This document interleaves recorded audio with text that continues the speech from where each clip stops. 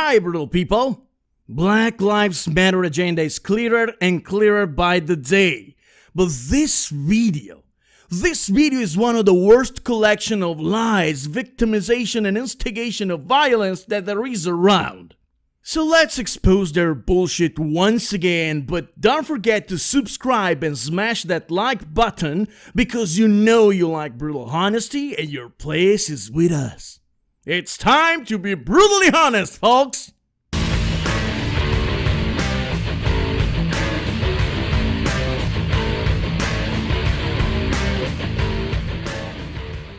They use their guns to assassinate black people. Yeah. Listen up, Baldy. By they, you mean cops. And shooting somebody waving a gun or a knife in the face of a cop is not assassination. It is shooting a criminal, you cunt. The problem is that you guys endorse criminals and depict them as victims because you can't grasp the concept of being responsible for your own actions. Cops just don't go around shooting people because racism. They do it because there is a behavior and actions that lead to that according to police rules and law. They use their schools to funnel black students through a school-to-prison pipeline. Is this a video about your last LSD trip? What the fuck are you talking about? Like all the conspiracy theories, you are presenting an unrealistic, overcomplicated scenario in which there is a plan that aims to be unnoticed to obtain a phantomatic result in the long run. Well, let me calmly explain something to you, dickhead. There is no meaning to pipeline somebody to prison. The black community endorsing ghetto culture and making more appealing to break the law than respecting it is pipelining itself to prison. But I understand that for people like you, it's hard to get the big picture with such a small screen. They use their state institutions, bought politicians, business conglomerates, and white supremacist domestic terrorists to incite violence over and over again.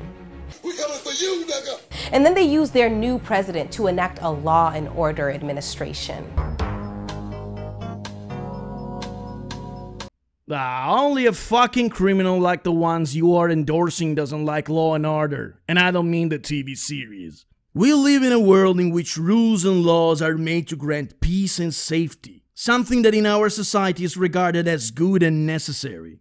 Members of society are required to respect such rules and laws, and if they don't, they commit a crime.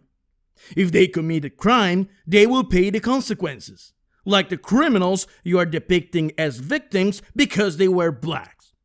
All to make them shoot first, to make them ask questions later, make them scream, "I thought he had a gun in his hand," and "I feared for my life," and "he matched the description of a suspect," and "she was threatening us." And resisting arrest is a crime, like you have shown in the first example. And pulling something out of your pocket after they told you to raise hands is never a good idea. And pointing a gun to a cop is a threat to his life. And matching the description of a suspect and running from police if they tell you to stop doesn't make you look innocent. And if brains were dynamite, you would not have enough to blow your fucking nose. To shoot and kill Philando Castile, Charlena Lyles, Keisha Michael, Keith Bursey, and Waukesha Wilson. For fuck's sake, Philando Castile? Philando Castile was stopped and was shot by a police officer because after he told the cop he had a gun, he ignored twice the cop instruction not to reach for anything. So the cop opened fire, like the footage as shown. As I have already said, it's not a good idea to move or reach for anything if a cop tells you not to, and this is a perfect example of it. That was not a hitman paid to kill you, it was a cop doing nothing to you if you did as he said. And if you are stupid enough to ignore a cop order to not move, you are asking for trouble. Officer Yanez was eventually found innocent by a jury composed also by 2 black individuals, because Castile's death was a consequence of Castile's stupidity of ignoring the order to not move, and the actions of Officer Yanez were justified. He was a victim of his own carelessness. Because unless you got Parkinson's disease, it's not that hard to remain immobile when cops tell you to. Until the only option left is for Black people to disrupt the systems that keep us oppressed and build the kinds of communities in which we want to live. And when that happens, they'll use it as an excuse to kill more of us. More of you? More pathetic, lying dickheads like you? Well, let me say that not having people talking like you, my dear Crumdom, will be beneficial for society. And not because you're Black, which I couldn't care less about, but because you're a person of rare intelligence, for the fact that it's rare when you show any. It is clear from this very video and other before this that the kind of communities you want to live in are places with no police, where you don't have to be responsible for your own actions, don't have to obey the law, and have no white people around. To obtain this, you want to rely on propaganda and spreading lies, using also the white guilters and SJWs to propagate them. You are not oppressed. You are just full of hate. And you will go as far as telling lies and make martyrs of people that were killed for a justified reason to fulfill your agenda, you waste of oxygen. The only way we stop this, the only way we save our communities and our struggle for freedom, is to fight this violence with the raised, clenched Black fist of resistance. We are Black Lives Matter, and we are freedom's future place. Brilliant! Excellent strategy. You cry about people getting killed. You know getting violent will get you killed, so what do you call for? A violent revolution! This is what you truly want. But you see, this is the very reason because so many Blacks have been killed, no matter if it was cops or not. Resistance! It is clear now that this is what will come into people like you until you realize that this is the behavior that puts you in trouble. But you wanna wage war no matter what. But I got news for you, you sorry-ass idiot. You're not gonna win any war you will declare. You don't have the numbers, and it is clear that it is not real oppression, but hate. And the enemy is not white people, but your mentality. And don't waste your time trying to recall the Black Panthers. Not even them are supporting your terroristic group. Let's hear it from Clarence Mason. They need to know it really means Black Lives Matter. Because you're believing the lie. The whole power behind Black Lives Matter is their ability to get you to stop dealing in reality and start dealing in guilt. You know in your soul it's garbage. But you can't say it because somebody might not like it, but you know. So I want to know, instead of them talking about Black Lives Matter, what happened to you white folks? What happened to you folks? You guys are like cowards. They call your name, you back the heck off. Are you kidding me? So you got a bunch of Black Lives Matter. Think of what they're saying. They're saying that every problem they have requires white folks to do something. What Black Lives Matter really is saying that they believe white folks are superior. They believe white people owe it to themselves to take better care of their animals. They're saying, I can't take care of my problems, you're responsible. They will say it. They go to white folks and say, I need low income housing, instead of saying, let me figure out how to get high income housing. And so they want better education. Folks, the libraries are free. You can even go and monitor a class in college for free. If knowledge is power, go get it. Thank you, Clarence. You know what, you asshole? You seem very tired with all this anger and the vain attempt to make it pass for righteous indignation. So, why don't you sleep in something more comfortable, like a coma, for example? Wait, hold up. What's with the aggressive fear-mongering video tactics? Someone cut the music and bring up the lights. Better. Ah, this is what you aim to do.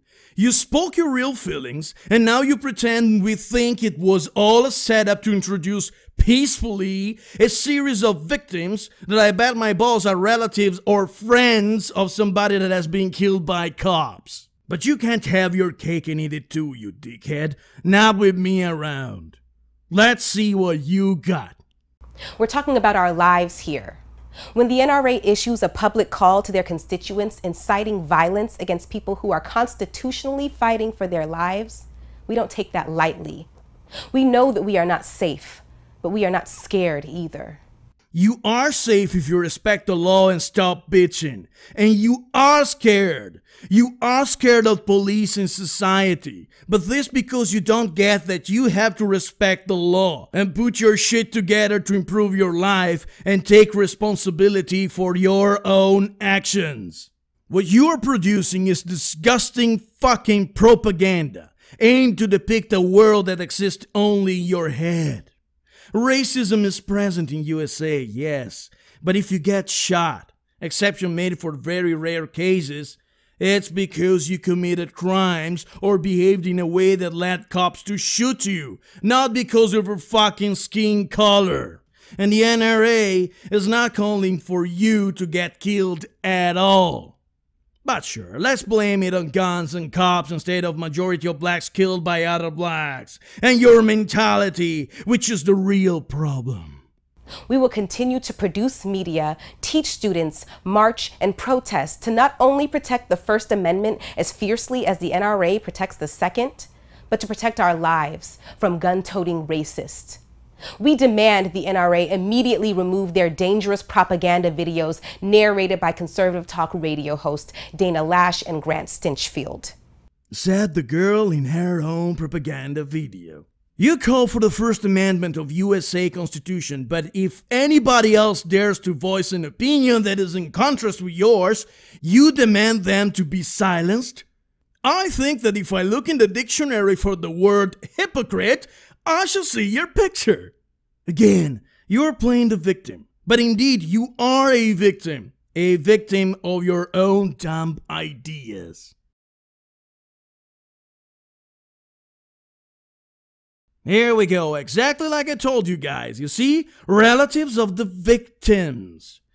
They're with the sole purpose of making you think that all black people that have been shot and killed by police were shot only because of their skin pigmentation and racism. Look, I understand the pain of a family losing a member, maybe even a beloved one. But even if they are careful not to provide details of what happened to the so-called victims, I have the info I need to demolish their propaganda. Let's see who these poor victims were, starting with Keith Bursey. Keith Bursey was a 31-year-old gang member sitting in his SUV when officers came to check on him after they felt a strong smell of weed coming from his vehicle. They performed a search on him and the officer felt a gun on Bursey's waistband. Bursey broke loose and reached for his waist, obviously for his gun and not to scratch his balls, and got shot 4 times, dying later in hospital. The gun was found to be a caliber .38, and they also found weed on him. So my dear Bursey family, Keith did a stupid thing and he obviously broke loose wanting to shoot the cops with the gun he had. Your father and grandson was not a victim. Oh, Charlena Lyles, I perfectly know this case. Basically, it all started because she called police for a suspect burglary in her house. Her relatives declared she had mental issues and she feared police one day will come and take her children away from her. She also seemed to be pregnant at the time. But thanks to the audio recording of one officer's dashcam, we know that officers asked her what was going on. She said that she thought somebody entered her house and that an Xbox was missing. After a while, it can be heard her calling cops motherfuckers and a cop asking for backup because the woman had 2 knives. The officer also asked the colleague to taser her, but he replied that he had no taser with him. Then the officer can be heard yelling to back off twice, and then the shots. So dear cousin of Charlena Lyles, your cousin had mental issues, she was at home with kids, called police for what she said was a burglary, then pulled out 2 knives, refused to back off, and paid the price for it. So dear Lyles family, she was not a victim.